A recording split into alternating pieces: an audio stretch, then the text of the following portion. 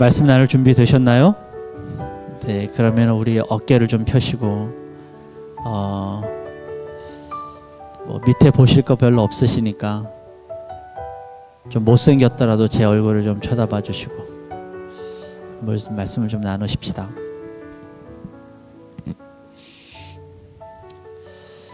지난 목요일에 저희는 달인 감사의 밤을 2012년 달인 감사의 밤을 했습니다. 작년에도 저희가 감사의 밤을 했는데 대충 한 40분 정도 오셨어요. 근데 올해를 보니까 아마 다 합치면 한 100명이 넘는 인원이 좀 참여해 주신 것 같아요. 얼마나 감사한지 모릅니다. 우리 선생님들에게도 감사하고 또 학부모님들에게도 또 학생들에게도 감사하는 아주 귀한 시간이었습니다. 안 오신 분들을 위해서 제가 그 중에 은혜 받은 이야기를 하나 하면요. 어느 한 학부모님이 나오셔서 간증을 하셨는데 저희 우리 다림은 치료 보호소가 아니잖아요. 무슨 정신과를 치료하는 그런 데도 아니고 무슨 혹은 뭐 아픈 사람을 고치는 그런 데도 아니잖아요. 근데 그 학부모님이 그 얘기를 하시더라고요. 자기의 자녀가 여러 가지 치료를 받을 만큼 뭐 정서적이건 뭐 이런데 어려움이 좀 있어서 어머니하고 계속 다툼이 있었다고. 근데 어떻게 다림을 알고 다림에 보냈는데 그게 많이 좋아지고 지금은 관계도 좋아지고 많은 회복들이 이루어졌다고 이 이야기를 하시더라고요. 제가 그 이야기를 듣는 순간 우리 다림에는 의사도 없고 의료 치료를 하려고 하는 사람도 없고 또 누구를 고치겠다고 마음먹은 그런 사람도 없어요. 단지 하나님의 마음으로 하나님의 교육을 하는 그런 단체인데 그곳에서 치유의 역사들이 벌어진다는 거예요. 이게 그리스도인이 해야 할 일이구나 하는 생각이 들었습니다. 우리는 단지 내가 가지고 있는 재능을 들여서 영어를 가르쳤을 뿐이고 내가 갖고 있는 재능을 가지고 그를 사랑했을 뿐인데 거기서 치유의 역사가 일어나더라. 치유는 의사만 하는 것이 아닙니다. 우리가 그리스도의 사랑을 가지고 있으면 그곳에서 치유의 역사가 일어날 줄 믿습니다. 우리 선생님들도 얼마나 감사한지 또 자원하는 분들도 계시잖아요. 우리 교회 교인은 아니지만 자원하시는 분들 가운데 우리 그 이동훈 형제 선생님이 자원해 주시는데 학교 졸업하고 아르바이트 하면서 우리 다림에서는 돈도 안 되니까 다른 아르바이트를 하면서 여기서 어린아이들을 가르치고 있습니다. 박선희 선생님이라고 우리 어머니신데 어머니는 우리 중학교 아이들 영어를 가르치는데요. 제가 한번 말씀드렸죠. 학교 성적이 중학교 영어 성적이 10점도 안 되는 아이들을 모아다가 가르치는데 제일 처음에는 4명으로 시작했는데 지금은 폭발적인 인기를 얻어가지고요. 여러 사람들이 그냥 참여를 했습니다. 혜영자매한테 들은 이야기로는 지난주에 그 중학교 학생들 학부모가 찾아왔다 그래요. 다림에. 근데 찾아온 게 아니라 쳐들어온 거라고 표현을 하더라고요. 도대체 우리 아이가 가서 공부하는 데가 어느 곳인지 이상한 곳이 아닌지 찾아오셨다 그래요. 다 설명을 드리고 그럼에도 불구하고 이렇게 공부를 가르침에도 불구하고 우리가 돈을 받지 않는다고 이야기하니까 거기에 또 놀라시고 우리 이런 단체가 있는 것을 이제 처음 알았다고 하고 돌아가셨다고 합니다. 아이들이 데리고 온 거죠. 그래서 그곳에서도 중학교 영어가 만들어집니다. 또 강소영 선생님은 새벽마다 우리 중학교 아이들을 큐티를 인도해 주고 계신 분들도 계세요. 아주 작지만 그곳에서 지금 뭔가 모를 놀라운 일들이 벌어지고 있다는 사실을 저는 믿고 있습니다. 제가 그날 감사의 인사를 좀 나눴는데요. 여러 사람들을 감사드리고 하는 것을 제가 맡았어요. 이 혜영자매가 감사해야 할 분 명단을 쭉 저한테 줬습니다.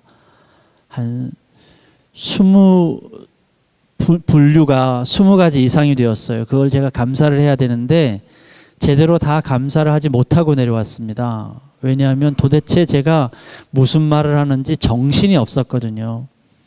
물론 제가 무대에 올라가면 정신이 없고 다리가 떨리는 사람이긴 하지만 그날은 그것보다 더 힘들었던 것은 우리 애들 때문이었습니다. 애들이 앞에 앉아 있는데요. 제가 올라와서 무슨 말을 하건 상관을 하지 않습니다. 이 아이들이 자기네들만 떠들면 상관이 없는데 아이들이 저한테 막 질문을 해요. 왜 올라왔어요? 뭐 하려고 그래요? 질문을 하는데 아주 진땀이 나더라고요. 우리 미라 자매는 아이들을 되게 잘 다루는데 저는 아이들 잘 못 다루거든요. 뭐라고 할 말이 없어가지고요. 막 귀에는 뭐가 들리는데 나는 무슨 소리를 하는지 잘 모르겠고 막 버벅거리다 내려왔습니다. 갑자기 그런 난처한 상황에 빠지니까 지난주 설교가 생각나더라고요. 어린아이들은 어른을 배려하지 못한다. 결코 어린아이들은 겸손하지 않습니다. 제가 그런 생각을 했습니다. 여러분 이렇게 생각하실지 모르겠죠. 뭐 어린아이들인데 당연하지. 그 아이들이 그 긴 시간 동안 앉아있는 것만으로도 힘들었겠지. 이렇게 이야기하는 건 당연합니다. 네, 저도 그거는 이해합니다. 근데 제가 지난주에 설교한 것처럼 이해가 되지 않는 것 중에 하나는 그런 아이들인데 그런 아이들이 무슨 겸손이냐는 거고 무슨 배려냐는 거고 또 그 아이들이 다른 사람보다 자신을 낮춘다는 것이 이게 무슨 말인가라는 거죠. 더욱이 오늘 본문은 그 어린아이를 영접하지 않으면 안 된다고 우리에게 말씀해 주고 계시고 그 어린아이를 영접하는 것이 곧 예수님을 영접하는 것이라고 하는 사실을 말씀하시는 하나님의 말씀, 예수님의 말씀에 저는 당황하지 않을 수 없습니다. 이미 저는 여러분들에게 겸손은 품성이 아니라고 말씀을 드렸습니다. 우리는 여기서 착각하지 말아야 합니다. 겸손은 내가 마음 먹고 착해진다고 되어지는 것이 아닙니다. 겸손은 내가 겸손해야지 이렇게 말을 하고 마음 먹는다고 되어지는 것이 아닙니다. 많은 사람들은 내가 마음 먹으면 겸손해질 수 있고 내가 뜻을 품으면 겸손해질 수 있다고 이야기를 하지만 겸손은 그런 종류의 것이 아닙니다. 다시 한번 반복하지만 겸손은 순수함에서 나오는 그런 성질에서 나오는 것이 아닙니다. 겸손은 하나님 앞에 큰 하나님의 뜻 앞에 서 있어야만 겸손해지는 것입니다. 저는 지난 수요일에도 그 말씀을 드렸어요. 내 마음의 고민, 내 현실의 고민을 아무리 해도 그 현실의 고민은 해결할 수 없다고요. 현실의 고민을 해결하다가 해결되면 또 다른 현실의 고민들이 있다고요. 그러나 그 현실의 고민들을 해결할 수 있는 유일한 방법은 그 현실에 고민하는 것이 아니라 하나님의 고민, 보다 큰 고민들을 내 마음속에 품어야 내 현실의 고민이 작은 고민이 된다고 말씀드린 적이 있습니다. 겸손은 그런 것입니다. 아이들이 때가 묻지 않았다고 우리는 얘기합니다. 저는 아이들이 때가 묻지 않았다는 말을 좋은 말이라고 표현하는데 사실 그것을 액면 그대로 얘기하면 그 이야기는 세상 물정 모른다는 얘기 아닙니까? 세상 물정 모르는 것이 겸손은 아닙니다. 또 어느 사람들은 이렇게 말합니다. 아이들이 솔직해서 겸손하다고 말합니다. 네, 저 인정합니다. 아이들 솔직합니다. 그날요, 저 아이들한테 몇 번 이 얘기 들었습니다. 이 아저씨 너무 늙었다. 애들이 솔직해도 너무 솔직합니다. 그런 얘기는 안 해줘도 제가 머리가 하얀 걸 알고 벌써 이미 늙은 걸 알고 있는데 아이들은 그렇게 얘기합니다. 그러나 겸손은 있는 그대로 말하고 싶은 그대로 솔직하게 얘기한다고 겸손한 것이 아닙니다. 제가 나중에 말씀드리겠습니다만 이후에 이 솔직함과 정직함에 대한 이야기를 말씀드리겠습니다만 솔직함과 정직함은 다른 것입니다. 솔직하다는 것은 자기가 하고 싶은 말을 하는 것뿐입니다. 솔직한 것은요, 자기 감정에 기초를 하는 것입니다. 정직은 다릅니다. 정직은 하나님의 진리에 기초하는 것입니다. 그런데 사람들은 솔직함과 정직함을 구분을 못합니다. 그래서 마치 자기가 하고 싶은 말을 하는 것이 그게 정직한 줄 알아요. 여러분, 정직이라고 하는 것은 하나님의 기준, 하나님의 진리에 기초하는 것입니다. 여러분, 솔직하다는 것은요, 자기 감정에 기초하는 거예요. 자기 감정에 하고 싶은 말을 하는 것이 솔직입니다. 솔직은 정직함이 아닙니다. 어떤 이들은 또 어린아이를 영접하라는 이 말씀을 해석할 때에 어린아이들은 연약하니까 돌보라는 의미라고 생각하는 것 같습니다. 그렇죠. 연약한 사람들은 돌보아야죠. 그리고 연약한 사람들은 내가 품어줘야죠. 그래서 영접한다고 하는 생각을 합니다. 사랑하는 여러분, 연약한 것은 자랑이 아닙니다. 하나님께서는 우리를 연약하게 만드시지도 않았습니다. 그리고 하나님은 우리가 연약하기를 원하시지도 않습니다. 다만 문제는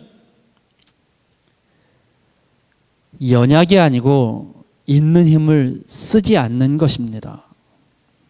제가 존경하는 헨리 나우엔이라고 하는 분은 이 대목을요, 하나님의 무력함이라고 얘기했습니다. God's powerlessness라고 하는 말을 썼어요. 하나님은 결단코 연약하시지 않습니다. 하나님은 강력한 힘을 갖고 계십니다. 하나님은 부족하지 않으십니다. 그럼에도 불구하고 하나님은 자신이 가지고 있는 힘을 사용하지 않으십니다.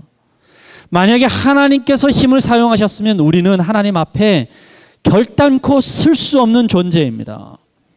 하나님은 힘을 사용하지 아니하시고 하나님은 사랑을 사용하셨습니다. 그것이 무력함입니다.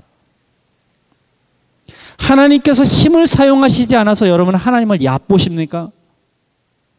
하나님이 사랑하신다고 하니까 여러분 하나님이 만만하십니까?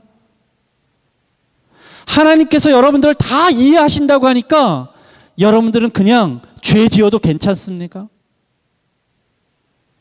하나님은 연약하신 분이 아닙니다. 우리들도 마찬가지입니다. 우리가 만만해서 세상에서 우리가 연약하게 보여지는 그런 존재가 아닙니다.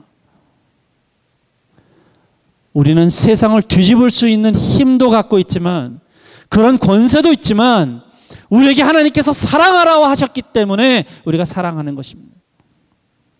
저는 여러분들이 정말 촌철살인의 그 말에 힘을 갖고 있다는 거 다 압니다. 여러분 똑똑한 거 다 압니다.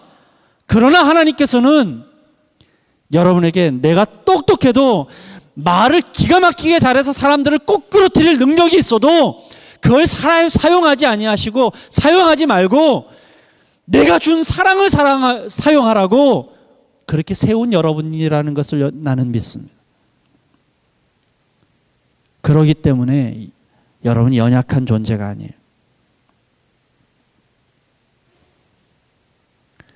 연약해서 돌보아지는 것이 아닙니다. 저는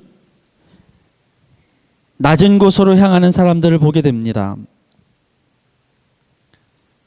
자신이 가지고 있는 권리를 포기하고 낮은 곳으로 임합니다.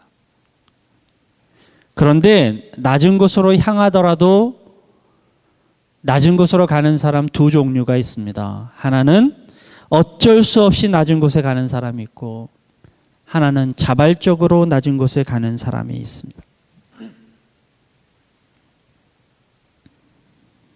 예수 믿는 사람들 가운데에서도 낮은 곳으로 어쩔 수 없이 가는 사람들이 있습니다. 이 이야기를 여러분 어떻게 들으실지 모르겠는데 저는 교회에서 폭력을 행사하는 경우들을 많이 봅니다. 그 폭력 중에 하나가 무엇이냐면 너 그렇게 하면 벌 받는다 라는 것입니다. 너가 그렇게 행동하면 하나님께서 너에게 벌 주신다. 맞기 전에 잘해라. 이건 저는 영적인 폭력이라고 생각합니다. 그러면 사람들은 내가 벌 받아서 내가 맞을까 봐 낮은 곳으로 걸어가야 합니까? 여러분 혹시 오늘 이 자리에 예배드리러 오셨을 때 내가 예배드리지 않으면 하나님 앞에 벌 받을까 봐 오셨습니까?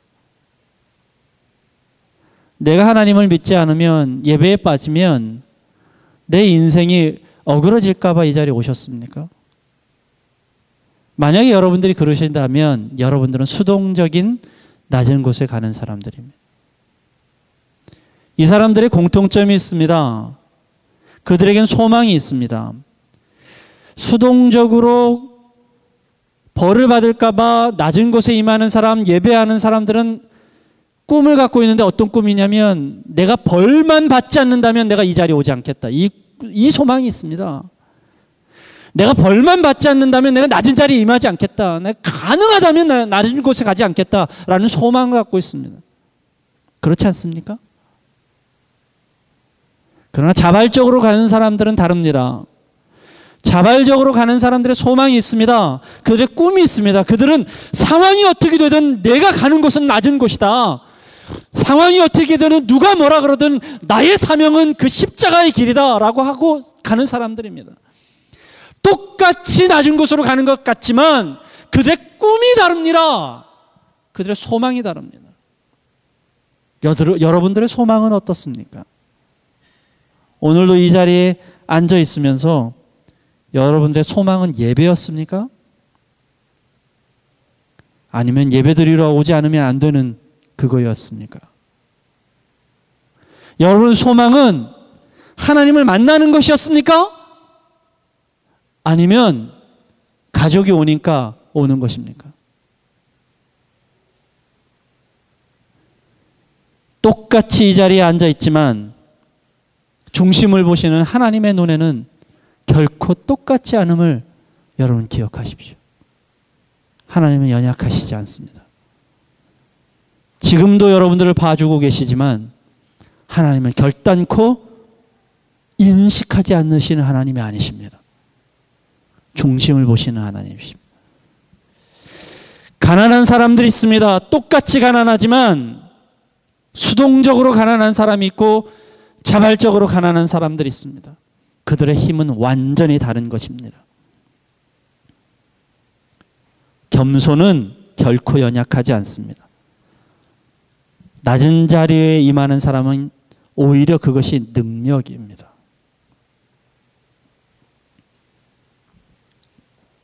아이들을 연약해서 영접하는 것이 아닙니다. 우리가 영접해야 할 것은 오히려 강력한 힘입니다.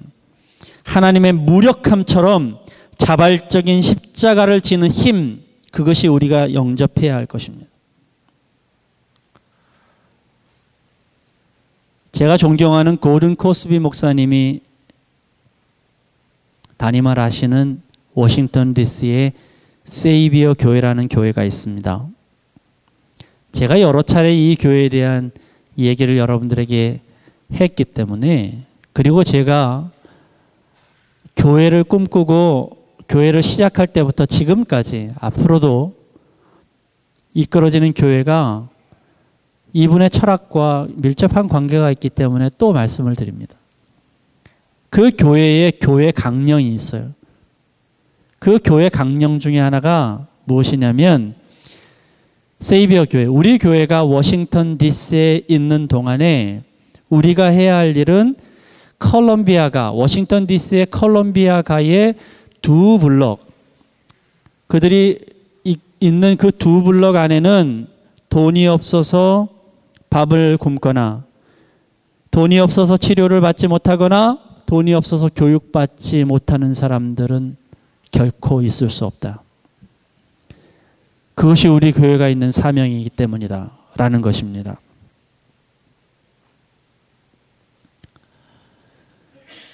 고든 코스비 목사님은 2차 세계대전 종군 목사님이셨습니다.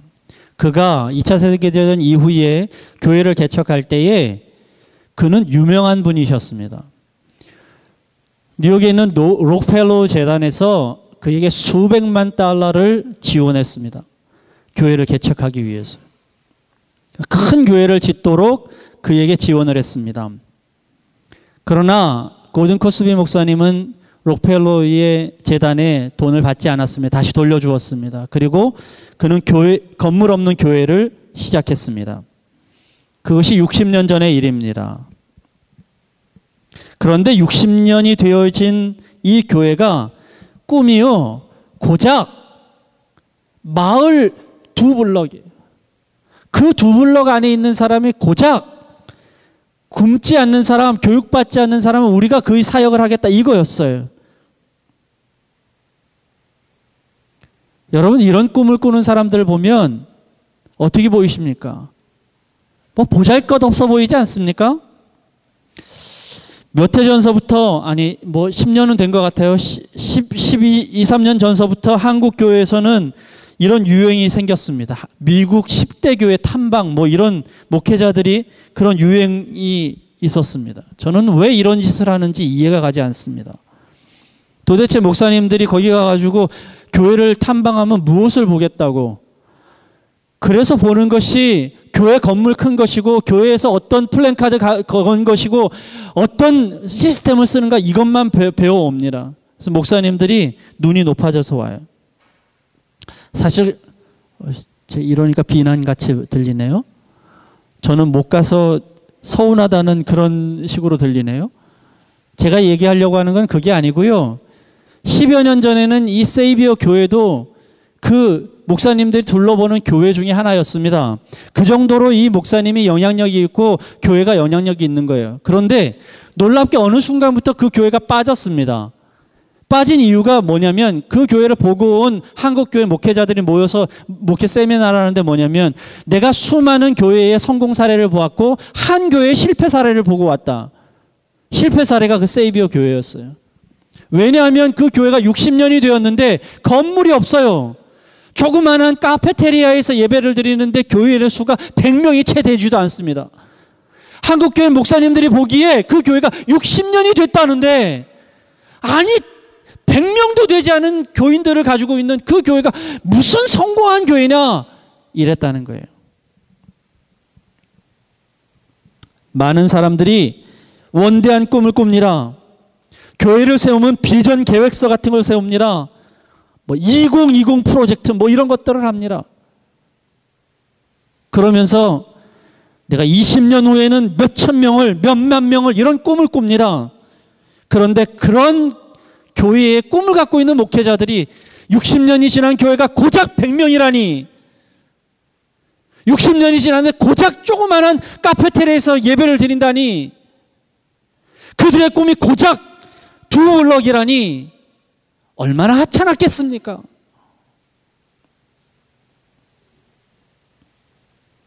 저희는 10년 전에 과분한 예배실에서 예배를 시작했습니다. 최근에 저는 이런 기도를 하고 있어요. 우리가 너무 과분한 예배실에서 예배를 드린다 이런 생각을 해요. 여러분도 그러시 않습니까? 뭔가 주차장도 있고 괜찮은 예배실이 있고 강당도 좀 있어야, 그래야 폼나는 예배 같고 그래야 교회 같고 그래야 좀 내가 괜찮은 교회를 다니나 보다, 혹시 이런 생각을 갖고 계시진 않을까? 제 안에도 그런 생각이 있지는 않았을까? 제가 장로님들에게는 상의는 드리지 않았습니다만 12월 말로 저는 이 예배당을 나가고 싶습니다.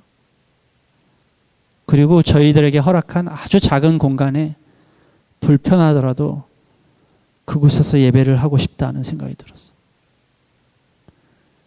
우리도 지금 100명이 채 안 되는 이 자그마한 교인들이 어떻게 하면 가능하면 목사님 설교단에서 멀리 좀 있을까? 저기 끝에 있을까? 궁리하고 있는데 왜 이래야 되나 이런 생각이 들었어요. 예배하는 한 시간에도 의무적으로 오는 그런 느낌들을 받는, 이건 예배가 아니다 라는 생각들이 들었어요. 한국적인 분위기에서 10년 된 교회, 건물 없는 교회, 실패한 교회죠.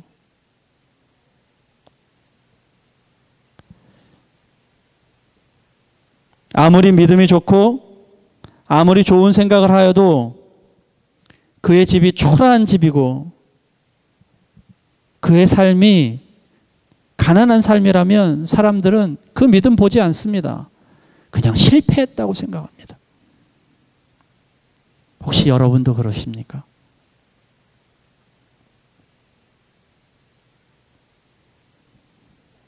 (60년) 동안 고작 100명이고 꿈은 2블럭밖에 안 되는 그런 교회, 이 작은 교회, 작은 사역, 작은 어린이는 우리가 사는 이 시대에는 정말 초라해 보입니다. 작은 것을 소중히 여기지 않는 사람들은 첫 걸음이 없으면 아무리 크고 아무리 원대한 꿈을 꾸어도 그 꿈은 공상에 불과합니다. 그렇게 큰 생각을 갖고 있는 사람, 작은 것에 안중에도 없는 사람은, 멋진 것만 생각하는 사람은 세이비어 교회가 비록 2블럭에 충실한 교회여도, 비록 100명이 되지 않아도 그들이 60년 동안 놀라운 사람들을 배출하고 미국의 영적인 기초를 움직이고 있다는 사실들은 까마득하게 잊어버리고 있습니다. 세이비어 교회가 교회학자들에 의해서는 미국 전역을 움직이는 영적인 기초라고 평가하는 교회라는 사실을 겉만 보는 사람들에게는 까마득하게 기억을 할 수 없는 일입니다. 이 세이비어 교회는 60년 동안 영적인 변화를 선도하고 수많은 사람들을 배출하고 수많은 사람들을 양산하고 그들을 독립시켰습니다. 어느 학자에 의하면 이 세이비어 교회의 철학을 공유하는 그 교회 출신들은 수백만 명이 될 거라고 이야기를 합니다만 그 교회는 단 한 번도 자신의 이름으로 홈커밍 데이를 해본 적이 없는 교회입니다. 떼어주고 또 떼어줘도 그들은 단지 60년 동안 똑같이 자기네들은 2블럭이었습니다.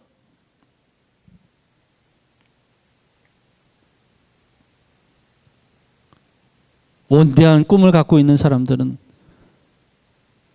이 교회의 철학을 알 턱이 있나요?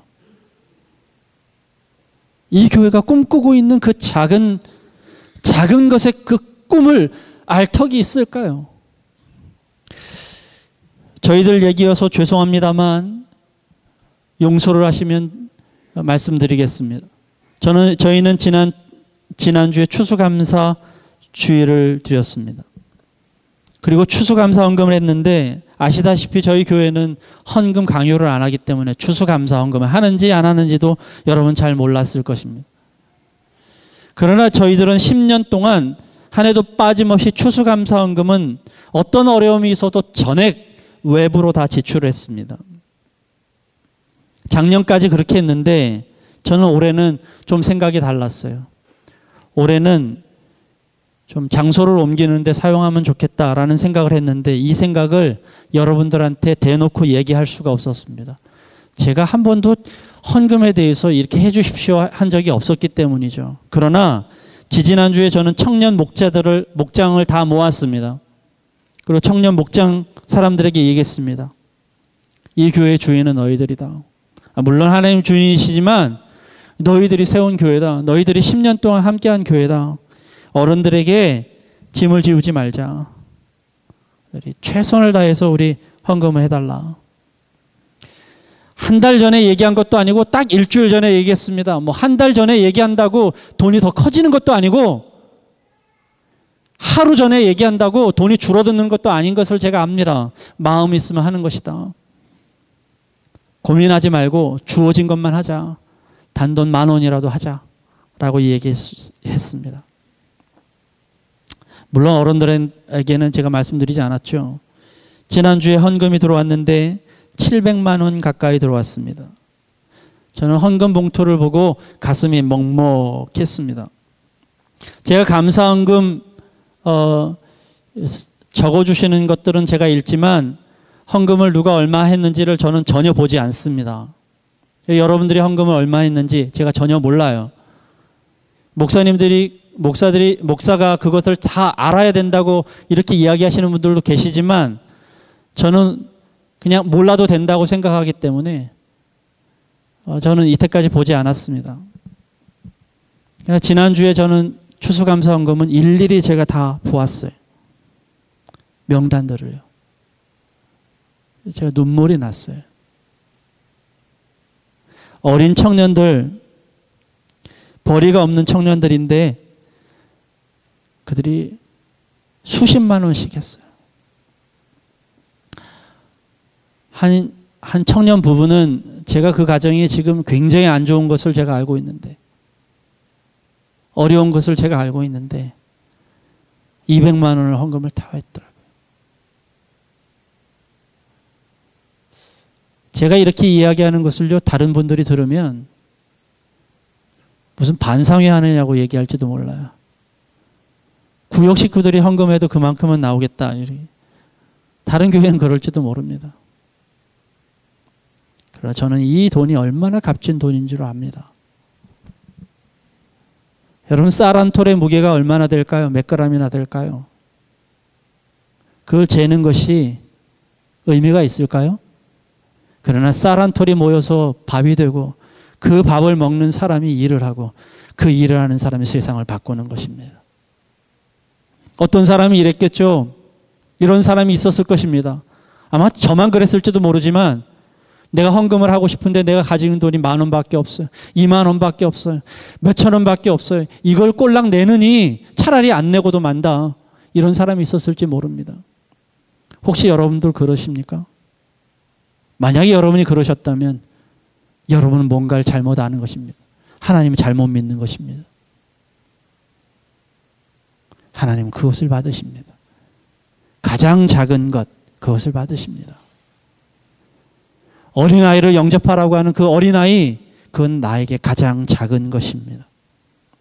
그것이 모여서 놀라운 일들을 만드는 것입니다. 저는 이런 찬양, 이 찬양 좋아합니다. 작은 불꽃 하나가 큰 불을 일으키어 곧 주위 사람들 그 불에 못 녹이듯이. 이 찬양은요, 캘리포니아 해변가에서 머리 이렇게 기르고 보통 히피라고 그러죠. 이런 사람들 전도하시던 목사님이 만드신 찬양입니다. 한 사람 한 사람을 그 사람들이 전도를 하면서 이 사람들을 내가 바꿔야지. 히피들에게 이 목사님 테러까지 당하면서 한 사람 한 사람을 전도하고 그 사람들의 음악성을 만들고 했는데 그것이 미국 전역의 히피의 문화를 바꾸는 역사가 만들어졌습니다. 처음부터 큰 불은 없습니다. 작은 불이 모여서 큰 불이 되는 것입니다. 한강은 처음부터 한강이 아니었습니다. 이름 없는 작은 강들이 모여서 이름 있는 한강이 되는 것입니다. 세상 사람들은 이름 있는 한강만을 기억하지만 하나님은 이름 없는 작은 강들을 기억하시는 원리를 갖고 계십니다. 이것이 우리가 의지하는 하나님의 진리입니다. 작은 어린이를 영접하는 것이 곧 나를 영접하는 것이다. 내가 지금 작은 사역을 하는 것이 곧 하나님의 사역을 하는 것이다 라고 말씀하시는 것입니다. 비록 우리는 작은 그룹, 작은 다림의 사역, 작은 교회를 하고 있지만 이것이 바로 하나님의 일을 하는 것이다 라고 믿고 그 일을 하는 것이, 그것이 바로 하나님의 일을 하는 사람들의 모습입니다. 이것을 잃어버리면 우리는 하나님을 잃어버리는 것입니다. 이것을 잃어버리면 하나님의 역사를 잃어버리는 것입니다. 여러분은 어디서 꿈을 찾으십니까? 작은 나사렛에서 목수의 아들로 태어나신 예수님께서 세상을 바꾸셨습니다. 작은 12명의 제자들이 세상을 뒤집었습니다. 그들이 세상을 뒤집겠다고 일을 한 것이 아닙니다. 그들에게 맡겨진 그 자리에서 충실했기 때문에 그 일들이 벌어진 것입니다. 저는 지금도 꿈은 60명이고 지금도 꿈은 수서 지역에만 있습니다. 여러분, 저에게 놀라운 한국의 귀한 목사님 이런 거 꿈꾸지 마세요. 저 인격도 안 되지만 제 꿈도 아닙니다. 문제는 씨는 내가 뿌리지만 그 씨를 찬란하게 하시는 분은 하나님의 일이라는 것입니다. 저는 다림에서 일을 할 때에 어린 생명 하나가 어떤 놀라운 일을 이룰지 저는 상상할 수 없습니다. 어느 일이든 하나님은 놀라운 일을 사람을 통해서 하십니다. 그 사람은 작은 어린이서부터 시작합니다. 그래서 저는 꿈꿉니다. 이것이 가장 큰 꿈이라고 생각하고 말입니다. 저는 제가 태어날 때에 약 한 3kg쯤 되었던 것 같습니다. 저희 큰아이가 2.6인가 2.9kg, 우리 둘째 아이가 3.2kg인가 이렇게 났습니다. 3kg쯤 생각하면 제가 좀 뭐라 그러나요? 미숙아였기 때문에 태어날 때 한 20일 먼저 태어난 팔싹동이거든요. 이렇게 얘기하면 팔싹동이니까 저렇게 모자라지 이렇게 생각하는 분이 계실지 모르겠는데 한 3kg쯤 생각한다면 지금은 한 20배가 됐습니다. 제가 지금 60kg가 나가니까요. 그 3kg가 60kg를 만드는 것입니다. 처음에는 응애하고 작은 소리로 울지만 그 소리가 있기에 지금 이 목소리가 있는 것입니다. 우리의 믿음도 그렇습니다. 작은 것에부터 시작되는 것입니다. 심기우신 첫사랑에서부터 시작되는 것입니다. 교만해진다는 건 뭔 줄 아십니까? 교만해진다는 건 어느 순간부터 나의 첫사랑을 잊는 것입니다. 내가 작을 때, 내가 어렸을 때 그때를 잃어버리는 것입니다. 믿음은 나에게 주신 하나님의 은혜를 기억하는 것입니다. 내가 첫사랑을 잃고 어린아이를 가슴에 품지 못하면 은혜는 보이지 않습니다. 사랑하는 여러분, 여러분이 힘드실 때 하나님께서 여러분의 손을 잡아주신 것을 기억하십니까? 여러분이 넘어졌을 때, 여러분이 알지 못할 때 하나님께서 여러분들을 인도하신 걸 알고 계십니까? 근데 어느 순간부터 우리는 그 어린아이와 같은 그 첫사랑, 그 작은 것을 잃어버리고 믿음이 좀 컸다고 여러분의 목소리가 더 커지고 내 생각이 더 커지고 내 마음이 더 커지진 않으셨습니까?